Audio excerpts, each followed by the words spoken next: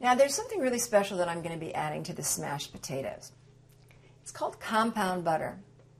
You might have heard of it in restaurants. You may have gone to a restaurant where they've served a little piece of butter on top of your steak and it looks like it's got all these herbs and it seems so very exotic and rare, and guess what? It's so easy to make.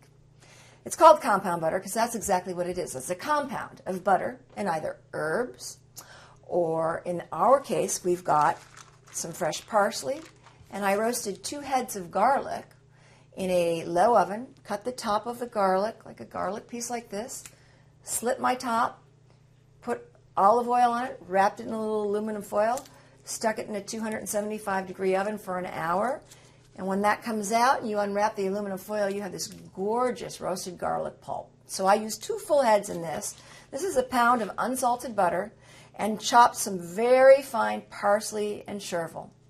Mixed it in a bowl because the butter was at room temperature, shaped it into a log, wrapped it in a beautiful piece of parchment paper, and you can put this in your freezer and pull it out anytime you want to use it. Just lop a piece off. I have done this with dried fruit. I have done this with honey. I have done this with a combination of ground nuts, dried fruits, and honey.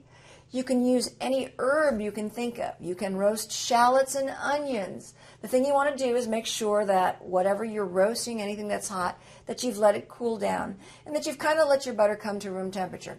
You don't even need to do this in a Cuisinart. As a matter of fact, I don't recommend doing it in a Cuisinart because the rotary blade tends to heat that butter up too much, and the last thing you want to have happen is for the butter to melt. You just want it to be at that viscous room temperature stage so that you can get in there with a wooden spoon, regular spoon, and mold the butter into shape. It's really good. So this is going to be part of our smashed potatoes.